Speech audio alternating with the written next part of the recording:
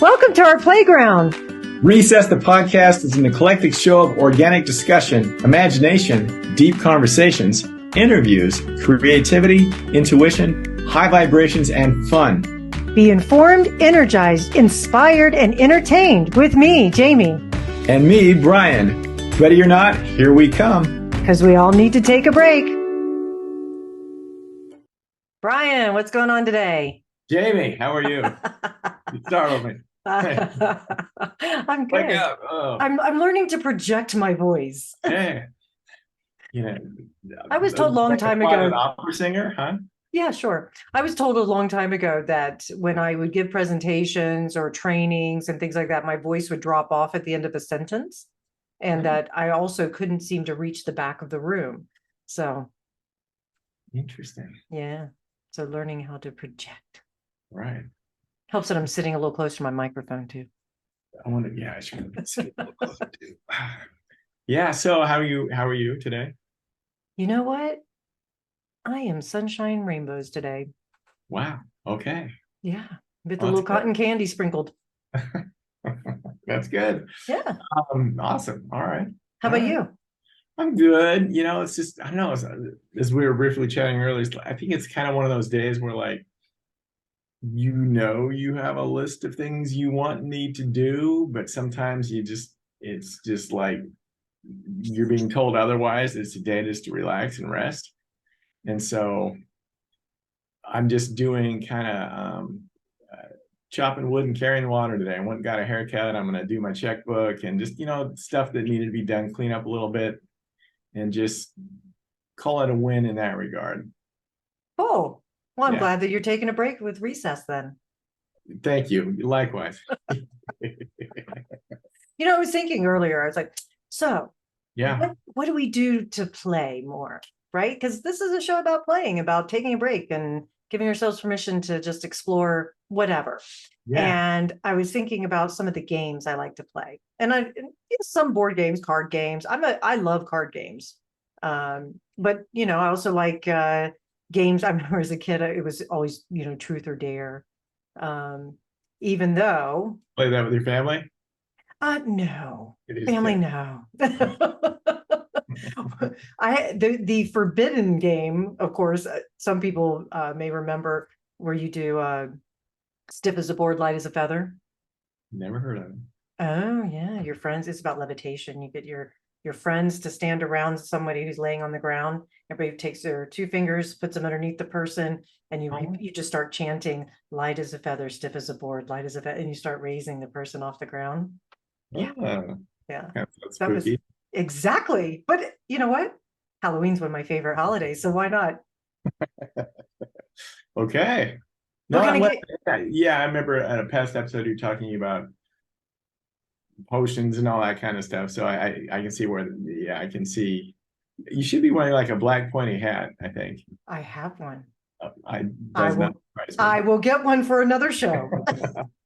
Okay. Yeah, we'll have to get dressed up for Halloween. That'll be kind of silly. I will. I have one costume from last year. I'm thinking about a different one this year, a different character. So it's been a while since I've dressed up for Halloween, and I want to go do something. I guess I could do the cowboy thing. I got an old mechanics onesie from a job I did last year for Tyler, the Creator, that rap musician, as well as he's just kind of an influencer and does a lot of unique, funky videos. Really nice guy. But the wardrobe guy let me keep it. So it's kind of fun. That's cool. Yeah.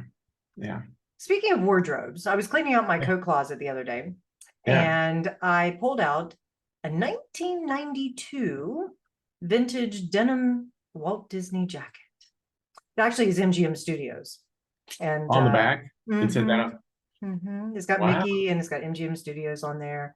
I don't know that it's worth a whole lot. I mean, I looked up online, you can get one for $119. I mean, so I don't know. Wow. Yeah.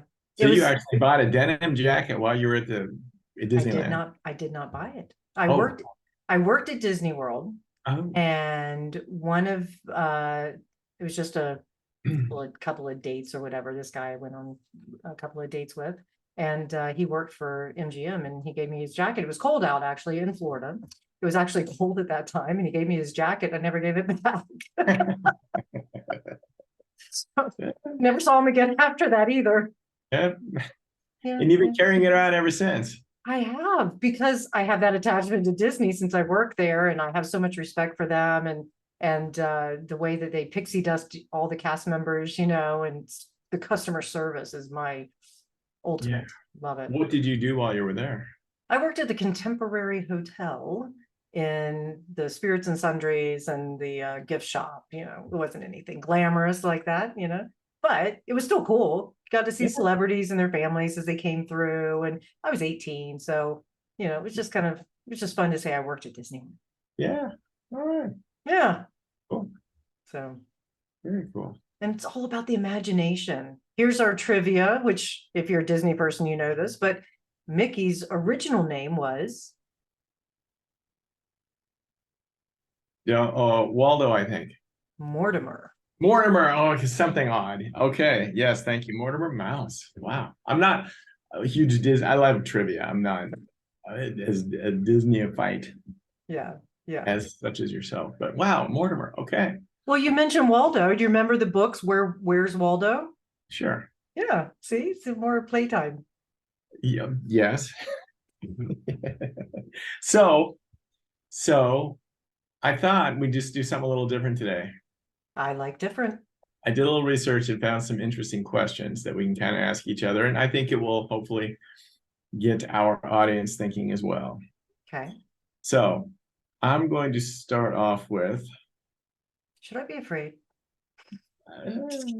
I don't think so. It's all about self-awareness. Can I plead the fifth? Nope. Okay. Never.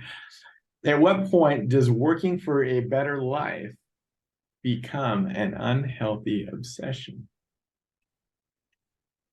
So it doesn't necessarily have to be about you, but just your thoughts on the question. At what point does working for a better life become an unhealthy obsession?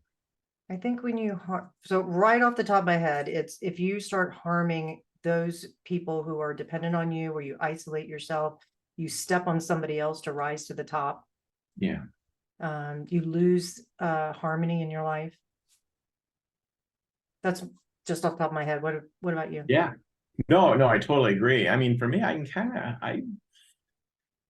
was I'm still pretty driven. Very driven though, like right after I left my family business and my first book kind of accidentally happened. And I was just like, my mom reminded me that when I was 3, she told me I was put here to inspire people. And it's like, all right, then I'm going to be the next Wayne Dyer. Ugh. And I don't know. I think it was cool in some ways because I was doing a lot of things out of my comfort zone and I was learning and growing and gaining confidence. But at a certain point, I felt like pushing. And it was like, what's next? I did a book and then I did a thing here and a video here and a short film. You're like, what's next? And I wasn't really taking a deep breath, patting myself on the back and saying, wow, look what you just did. You had no idea you were capable of this 6 months ago or a year ago or 2 years ago. And you're racing through to this non-existent finish line. And I was enjoying the process, but I wasn't really enjoying the process because looking back, I was using all that I created to validate myself because I hadn't gotten to that place of self-acceptance where I needed to be. And so I think, at this question, I could see myself dabbling in areas that weren't that great for me. I was sacrificing potential relationships, feeling like, well, I can't get involved with anybody because it's going to take me off track. You know what I mean? But yet then I realized that I'm avoiding all these things that could bring me true happiness, and stuff. So I guess that's my answer to that question. Yeah. Personally. Cool. I agree. Yeah. does it resonate with you at all, maybe in the way that you've been, or have you just been like the perfect blend of work-life balance? I laugh because there was a good 15 years of my life where I never took a day off. It Wow. wasn't until 2018 that I actually took time off because I went to Egypt for 2 weeks at that time.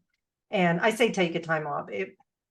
I was still working in a sense because it was with the nonprofit organization, but to me that's not. And I got to go to a cool place and have cool experiences and Yeah. things like that. But yeah, I mean, I would take I would talk to clients at 2 in the morning. My kids were middle school, high school, and there's wrestling matches and soccer matches and all that. And I would sit in the car and talk to clients. And do I feel like I missed out? No, because I was there for the most important parts of my kids' life and stuff. But when I look back and I think, man, talk about a hustle. There were some things that, I remember standing in an alleyway talking to somebody because it was just like, oh, I have to be it was almost not victim, martyrdom. It was almost this martyrdom kind of mentality where I was like, if I don't do this, nobody else will. They need me kind of thing. It's like, yeah, they could probably do without me for an hour, you know? Right. So Wow. Yeah. So we've both been affected. yeah. And now I take evenings off and I haven't worked a weekend now in probably over a year. So I'd like to get to that place. I'm still trying to create a few things and get some things off the ground. So yeah, sometimes it's like I don't even know what day it is, I think part of it is, this philosophy in me of, gathering things. And age has a lot to do with it. When you're younger, you're gathering people and experiences and learning and all of that. And then now that, you go into now I'm pushing 50, I'll be 50 next year. It's like, okay, I don't need as much things and people and ambitions in my life. It's not to say I'm not driven, because I am, but I don't Yeah. need it like I did. I'm really anchored. I'm going deeper, not more. Maybe that's a better way of saying it. No, that's good. Yeah. No, that's good. Nice. All right. This is kind of an odd one. And it's not necessarily gonna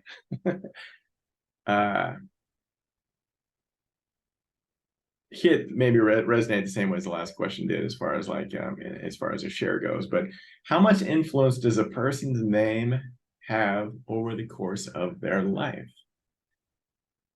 How much influence does a person's name have over the course of their life? Do you want to start with that, or do you want me to? Doesn't matter to me. I have a very strong opinion about it. Okay. So I believe that our name is the greatest spell ever cast. So when someone calls your name, they call you back to present moment. You chose that name unconsciously. Your parents obviously named you. My belief is that every human chooses their name, and then you embody the energy of that name. Names have meaning, right? Jamie means supplanter. Its root is James. I don't like the word supplanter because it sounds like I'm constantly uprooting things and I'm being nefarious about it and all that. And so I've been doing a lot more research on the etymology of supplanter and trying to really come to terms with it. Plus, I have my middle name, which is now my legal name, is Jamie Dawn. Dawn is actually my middle name. My maiden name is Paxton, and I just dropped my last names, and it's just Jamie Dawn. But the essence of dawn, right, is, you think about it, it's the beginning of the day. It's a welcoming. And I feel like my middle name was something I was living into. So my first name, Jamie, is anchoring me where I am a rebel. I mean, if anybody knows me, you tell me to do one thing, I'm going to try and find a way to do it differently. I think rules are made to be broken. And not that I intentionally break the rules, but if they don't have purpose, I don't know why I'm doing them. I need to know why. So anyways, that's the Jamie part of me. The dawn part is the enlightenment part, the beginning of the day, the initiator, the fire starter, if you will. And so Yes. So Nice blend. long-winded to say, I believe that our names are extremely important. And it was a year ago that I was at the nonprofit, Nine Gates Mystery School. I was at the nonprofit and we were going through something, and I've been having this like brainchild thing going on in my head and couldn't figure out what exactly it was until I'd gone back to my room, and it was about our name and saying, the name is the greatest spell ever cast. And part of it, one of the teachers was talking about, what is spelling, right? We teach spelling in school to kids, and we teach, and all that. What is spelling? You're casting a spell. You're bringing something to life. Our name gives us life. So all that to say, the letters of our name carry an energy. A lot of ancient traditions, especially like the Celtic Druidic tradition, the Sanskrit in Hindu tradition, Egypt, all these traditions use letters as their own energy, right? So since I'm also an astrologer, I developed a name, or not a name, an alphabet using astrology. So you take your name and the letters in your name, and they correspond with a planet. And each planet has its own energy. And then you start weaving a story together of, who am I? Why am I here? What am I meant to do? So I'll stop there. That's my long-winded answer to. Wow. I don't even think I want to answer. That was so good. Mine is just down the surface. But wow, that's fascinating. And it makes total sense. I wonder what Brian means. Amazing man. Whatever spell you want to cast. Okay. And actually, Brian is my middle name. I've always been called by my middle name. My real name's Gary. It's my father's name. I'm not a junior, but they never called me that. And so if somebody said, "Hey, Gary," I wouldn't even turn around. Did you ever think about changing it to Gary or using Gary at all? Never. The But you closest I leave it. came was just, But you leave it in your signature, G. Brian Benson. Yeah, because when my first book came out in 2009, I was looking at domains and Brian Benson was already taken. So I guess, okay, I guess we'll just do G. Brian Benson, and maybe that'll just be a little different and maybe make people do a little double take on whatever. So yeah, I'm always just, that's kind of what happened with that. Cool. Yeah. Yeah. Yeah. So, I totally agree with everything that you said. And I think, it could be tough for some people maybe who were named after a relative or something like that, or a junior or a third or the fourth. That's a whole different energy there too, and pressure to maybe live up to a famous parent. Yeah. Or maybe they're saddled with a name that's not really used anymore. Yeah. There's some traditions that, because you go ahead. I was gonna say, there's some traditions that you don't name your child after someone who's still alive, because it's like you're stealing part of their soul. Nice. Yeah. Yeah, and I think you're just putting a lot of unnecessary pressure on the child too. Yeah. There's a big shoes to fill. Yeah, well, I have an interesting name story. So my great grandfather, his name was Grover Hillman. He was Swedish, and my mother's brother was named after him. My uncle was named Grover, and when I was born, he really wanted me to be named Grover too. And I think he even offered my parents money, and they said thank you, but no thank you. Thank goodness. That would have been a tough one, because about the time I was growing up, the only Grover that was around was a Muppet. That's right. And yeah. Sesame Street. Sesame Street.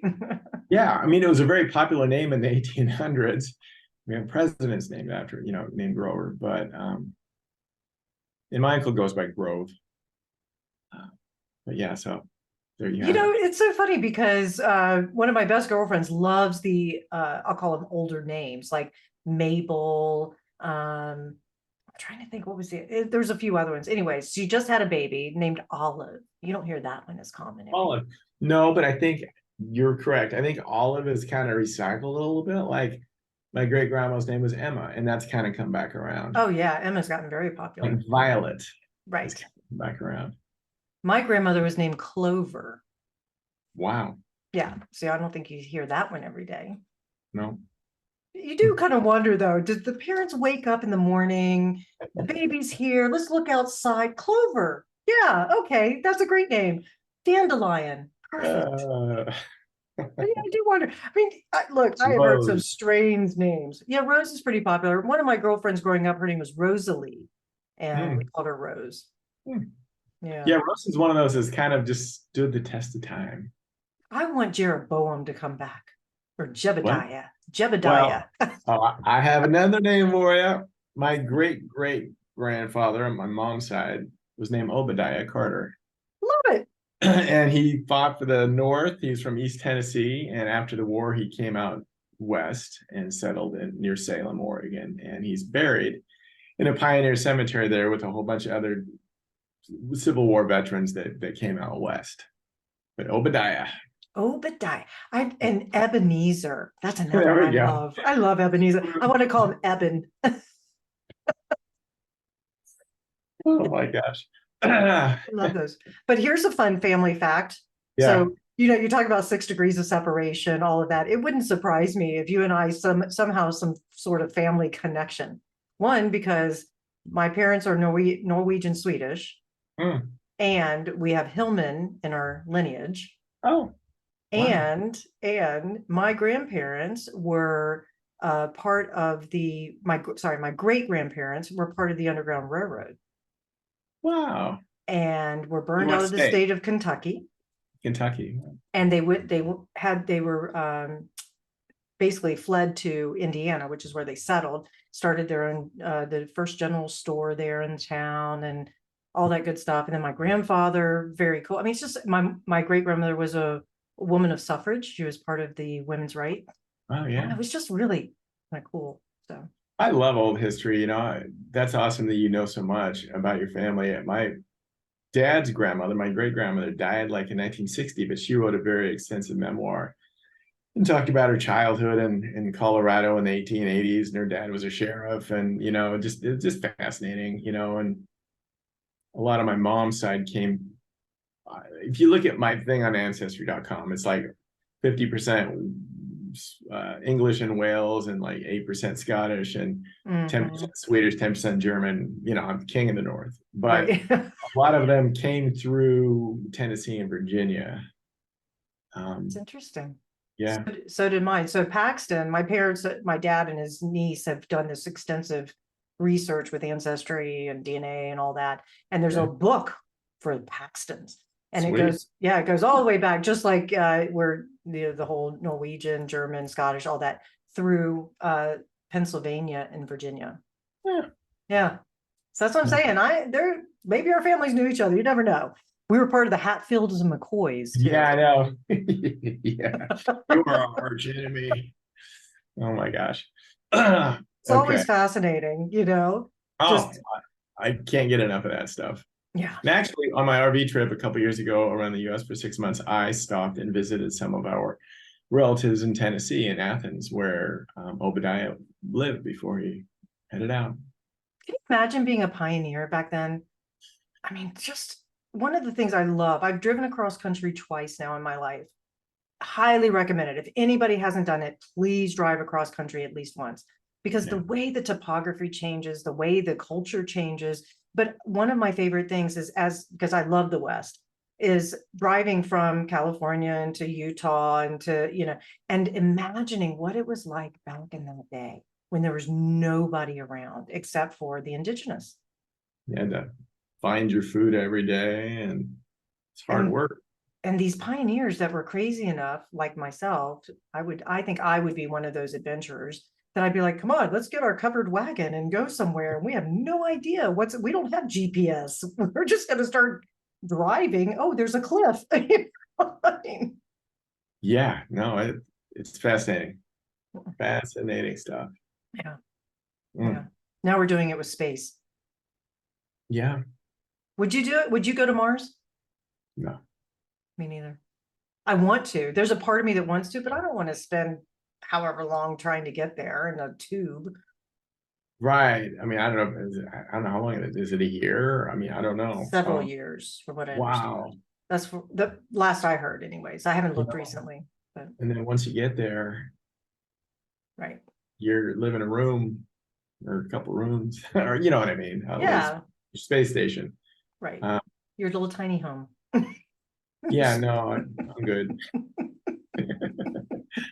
Yeah. I I mean, have big explorer in me and adventure. I mean, it's one thing to talk about something, but I need to go experience it, right? But I do have my limits. yeah, yeah, of course. Yeah, me too. Um, One more question. does life need to have a purpose, or can you just live purposeless? If I was answering for myself Yes. and all of the clients that I work with, I would say no. You have to have a purpose. Human beings need purpose in order to thrive, in order to feel as though they have value, even if their purpose is to sit and meditate all day long. But there's this intrinsic need inside of us. Otherwise, the clients that I work with that are dealing with depression or feeling chaotic or unfulfilled, it's because they don't have purpose. Interesting. Yeah, I agree. You know, I mean, we have to have hope and optimism, and sometimes that thing that gets us up in the morning, whatever it is, that does it, you know, and connecting with other people and, you know, trying to, you know, it just depends on how self-aware one is. But I mean, you know, just self-awareness, the growth process is not easy, but it's very rewarding. And you know, and it could maybe just be just to try to be the best version of yourself that you can be. You know, that's, I don't know, mixed in with a purpose. I think that's a really nice blend. Well, I think about the elderly as well. The older we get and working, I watched like my grandmother who moved in with my family when I was 15. And I Yeah. watched her, she passed away at 94. So she had a good long life. But I noticed that she also developed dementia after she wasn't able to be outside and be mobile. She had rheumatoid arthritis so bad that her legs were gnarled and her feet, and she just couldn't walk, And so then the mind started to deteriorate and then all that good stuff. And it was watching that deterioration reminded me that she didn't feel useful because her going in the yard, yes, it was her way of being in nature because she and my grandfather had a farm. But it gave her a purpose. She would clean up leaves, rake leaves, put them in a bag, whatever for my parents. She felt useful in the house. She wasn't just taking up space. And I think about that with a lot of the elderly and where a lot of them get frustrated or worried or isolated, listless, and the health issues come on. It's when they feel like they don't have value. Yeah. Yeah. You know, some of it just can't be helped, but I mean, you stop using things, you lose them. And, you know, I'm noticing that as I'm in my 50s, you know what I mean? You really got to keep stretching and moving and exercising and what have you, just to kind of just keep the flow going and keep your body feeling good and as energized as you possibly can as one does age. Right. But that's such a true statement. Well, that's also why I struggle with this whole idea of retirement. So I'll be controversial here. I don't want to retire, not because I'm a workaholic, because I do have that tendency, but because I love what I do and I need purpose for my entire life. So if I'm not doing what I do now, I still need to be able to do something. So for me, retirement isn't checking out and going on trips. I guess I struggle with, yeah, all I do is play golf every day and drink Mai Tais on the beach afterwards, Okay, how are you being of benefit? Well, I think, you know, that's just such a personal thing because some people, that's just what they live for and they can't wait to do that. Other people need to kind of just maybe be stimulated a little bit differently or more, whether it's travel, you know, and I'm talking about like not just like laying at the beach travel. I'm talking about like visiting places and learning and such, or, you know, just volunteering someplace, or, you know, sometimes I'll take the shuttle from where I live to the Phoenix airport. And there's most all the guys that drive are retirees, just to make a little money, and it gives them something to do and connect with people. There's lots of different ways. That's what I mean. They may be retired from their 25-year job or whatever, but they're still working. They're still being of benefit. Yeah. So that's kind of my thing. It's like, I guess I could say I'm retired from, one day I'll be a retired astrologer, but I still want to be able to offer something of benefit to another person, Yeah, absolutely. And I know travel, believe me, the tourism industry needs us to travel. I'm not against that at all. I'm just saying the idea that I don't have a purpose or usefulness, I can't compute that. Yeah. Plus, we don't know what tomorrow's going to hold. So, while I have a little savings squirreled away, I don't sit there and the go, health. Right. I don't sit there and go, oh, can't wait till I turn 65. I'm like, no, I'm going to go enjoy certain things when I can, Yeah. So. Yeah, absolutely. Oh my gosh. Yeah. But cool. Nice. This is fun. We might have to do this one again. Yeah, absolutely. Different questions. Yeah, absolutely. Because we can always come up with our own too. Yeah. Cool. Yeah. Thanks for playing. Thank you for playing. I hope everybody enjoyed it. Yeah. And thanks everybody for tuning in and checking it out. And hopefully it made you think a little bit too. Yeah. Give us some feedback, comments, whatever. The comments are what's going to keep this podcast going. We're going to respond where we can. And if you've got some questions for us too, put them in the comment section. We'll get to them. Absolutely. Subscribe and all that, like and all that kind of stuff. Yes, please. All right. Good to see you, Brian. I'll see you next time. Thanks, Jamie. Thanks for joining Jamie and Brian on Recess, the podcast, the twice-weekly show of eclectic, inspired, and entertaining discussion. Be sure to subscribe as well as share with your friends and spread the good news. It's always appreciated. If you'd like to learn more about Jamie's intuitive coaching services and creative projects, please go to jamiedon.com. And if you'd like to learn more about Brian and his creative spark world and books, please go to gbrianbenson.com.